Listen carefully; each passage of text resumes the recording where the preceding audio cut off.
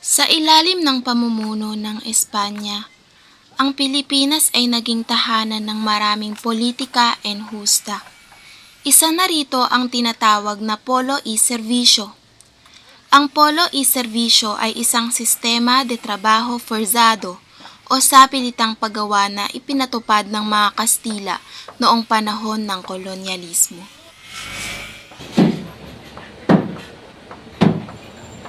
Alfredo, nakikiabot na ko niyang ginagawa mo?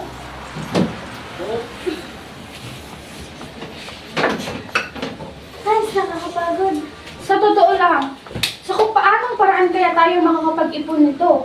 Yung isang araw na pagliban natin sa pulo iserbisyo, equivalente na ng ating sahod.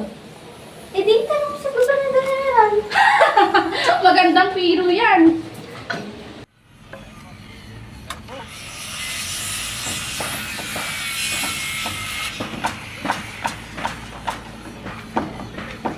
Nakakagalit, di ba? Sino ba namang hindi magagalit? Nakababa pang moral sa mga rekrutas.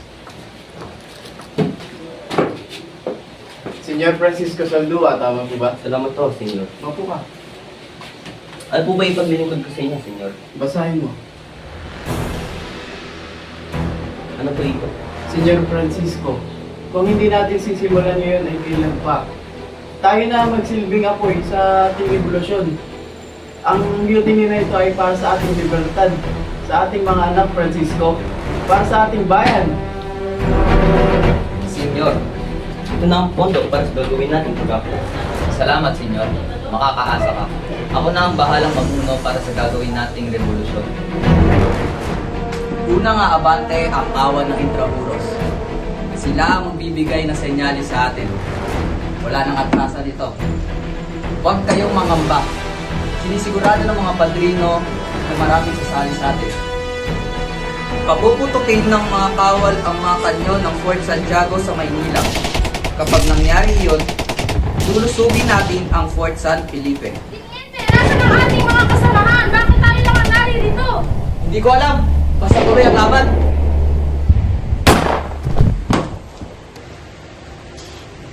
Mi gobernador, he recibido información sobre una huelga en Cavite. Los trabajadores están planeando una rebelión. Y dense mucho. ¡Viva España! ¡Viva España! Más fuertes. ¡Viva España! ¡Viva España! Y tú, la Madrid. ¡De viva España! ¡Viva España! Sige na, isa kayo man. Senyor, Senyor Maximo. Huwag kang aamin. Huwag kang bibigay. Sige na, magtago ka na. Pero, senyor, Hindi tayo pwedeng damputin dito sa Cavite. Paupahin muna natin ito. Doon tayo magkita sa Maynila. sandali lang po. Ano ba kasi yung ginawa nyo? Hindi ba na nasaling ang pera sa Santiago? Saan ako magsisimula? Nakahanda na yung mga militar. Pero pa naman sumbong kay Izquierdo. Dagdag pa tong kamalian ni Madrid. Akala niya pwede siyang pumutok doon sa isang palok. Malas talaga!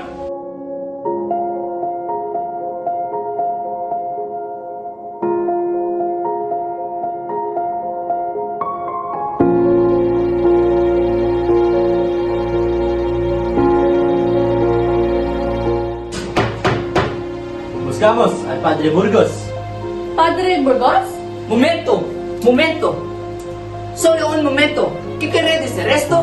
Le estamos arrestando. Lo arrestaron por hacer huelga en Cavite. Belga in Cavite? Hindi ko alam yung mga paratang ninyo sa akin.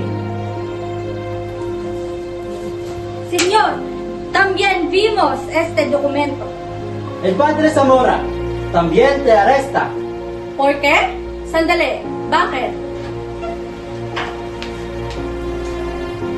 ¿Eres Mariano Gómez? Ako nga, bakit?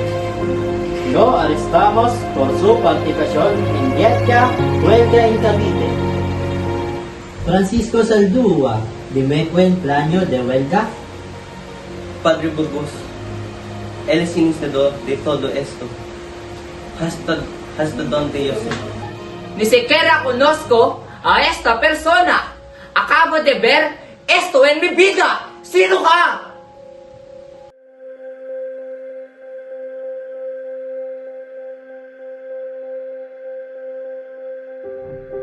La sentencia de muerte dictada el 17 de febrero de 1872 contra los imputados José Burgos, Mariano Gómez, Jacinto Zamora, porque fueron declarados culpables en primera instancia contra el gobierno como pera de la ley.